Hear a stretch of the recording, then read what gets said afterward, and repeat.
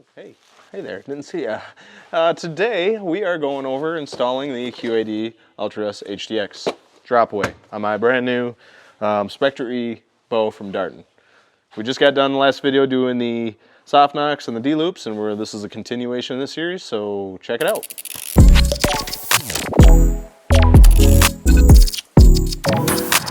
21-inch beard. Yes!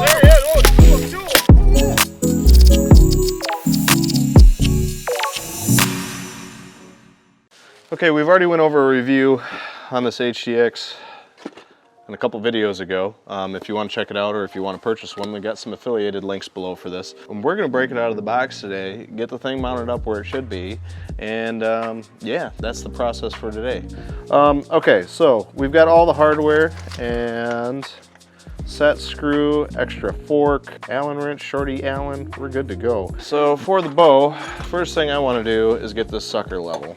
I want to get this level because I just want to make sure that our rest is going to be perpendicular to our riser, or actually level with the shelf on our bow. So the arrow travel and everything else is kosher.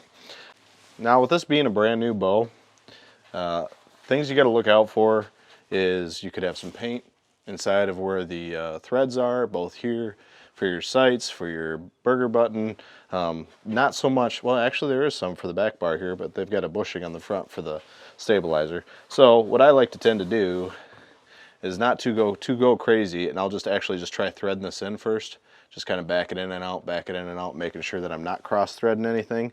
And that way I know I'm not going too crazy. All right, now that these burger holes are cleaned out of the paint, we're gonna wax these threads on here. Main reason for waxing threads is so that the aluminum of your riser and the steel of your screw won't bind together. If you ever want to switch it out and you don't want it to bind together, you want to put some wax on this. It kind of actually also serves as kind of somewhat like a Loctite, but it's really not. It's just making sure things don't bind together.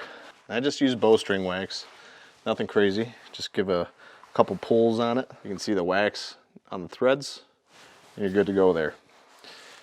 Now here's the thing with this new with this new Spectre. It gives you two holes to choose from, and I can't reach that second one, so I'm going to use this furthest one back, and we're going to get that in there and get that started. Just slightly snug, just slightly snug. Now that that's on there, just to double check our levelness, we're off now a little bit, so we're going to straighten that back out, tighten you back down, and then we're going to make sure the bottom of this guide right here, or your mounting rail, is also level. And we're just going to take this and make sure that it's pretty close to level. It's a little high in the back end.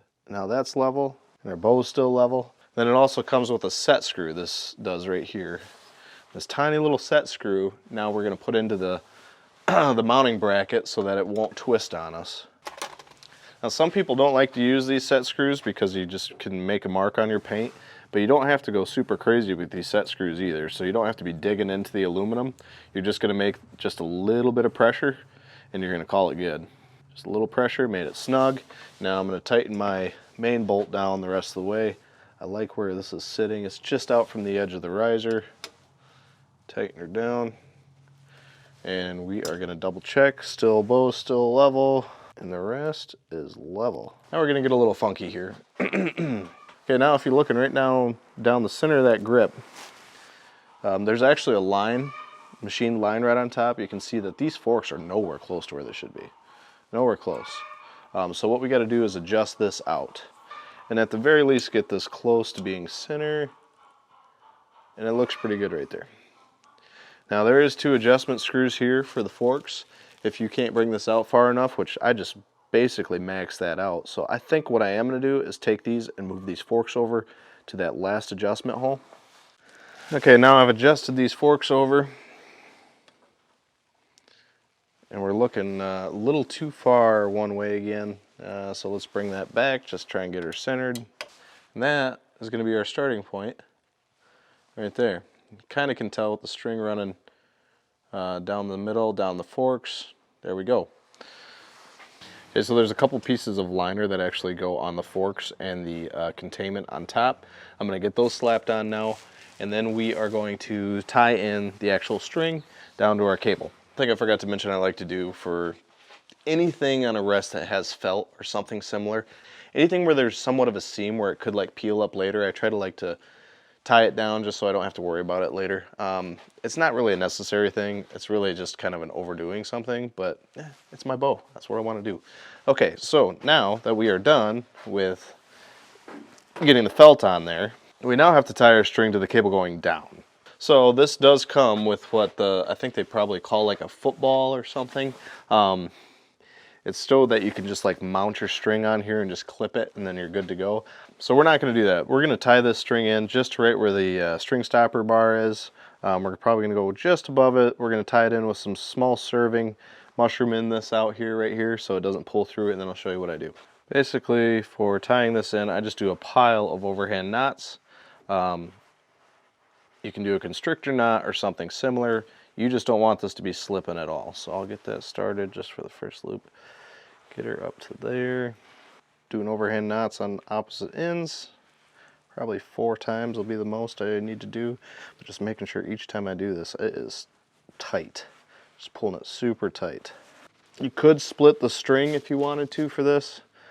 Slide it in there and then tie knots. But really, the odds of something happening are very minimal. More than one way to skin a cat. I've said it before. More than one way to skin a cat. This is just one way to do it.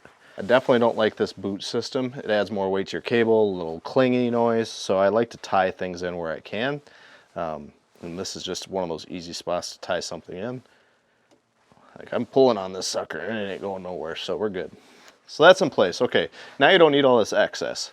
There's a little set screw inside of here, and we are going to loosen that up so when we draw it back, that cable is going to basically slide through. So we're just going to take this back a couple of turns. And you can pull the string forward from the front, maybe. Maybe I need to back it out more. And you can see how I pulled that tag out there. I got to get the set screw back in there, though. I don't want it to go too crazy on me.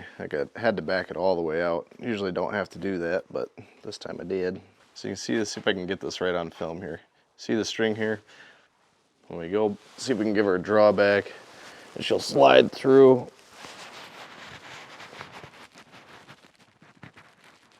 Peas. And that's lined up perfect now. It's good. We're at a full 90. There's only about an inch left. So that's pretty good. I don't know if you can see that string sliding through there, but it does make it really simple instead of trying to figure out, oh, okay, I'm gonna tie it, I'm gonna get this tight, then I'm gonna tie it here and then slide it through here. Just loosen that set screw inside of here, or most any set screws that have like these drop away style, and it'll slide through the drop away instead of actually messing around tying stuff. So you can pick a spot on your cable you really like it, just tie it down, and then you can always just adjust off of here. It's so much simpler. So there is that. I'm gonna tighten that down, then it'll be on. It'll be on. So to recap everything, make sure on your brand new bows that you're cleaning out the threads. Wax the threads on your bolts before you put them into an aluminum riser because it will seize. So putting wax on your threads, bueno. We leveled the bow, then leveled the sight with the bow, or excuse me, not the sight. We leveled the bow, then leveled the drop away with the bow. We then put on the felt pieces. We tied on the felt pieces just for that extra precautionary sake. And then we tied in our string for the drop away to our cable.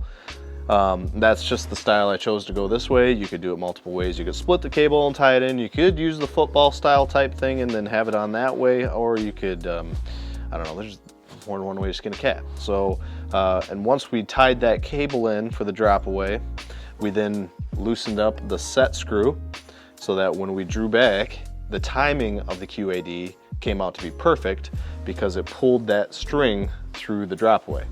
And then we tighten her back down, we're good to go. Now we just gotta shoot it.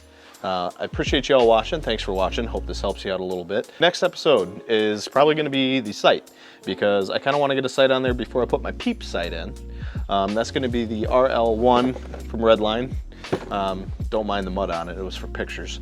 And then we're gonna put on the peep sight, and then we're probably gonna put on the back bar stabilizer, and that will be it for the build of the bow. Then we'll have to do some cutting of some arrows, do some shooting, so some fine tuning. We're gonna bear shaft tune, that's what I like to use, and then we're gonna kill something with it in turkey season. So if any more of this is interesting to you, hit that subscribe button, hit the bell button so that you get notified when the next video is up, and I'll catch you on the next one. Thanks for watching.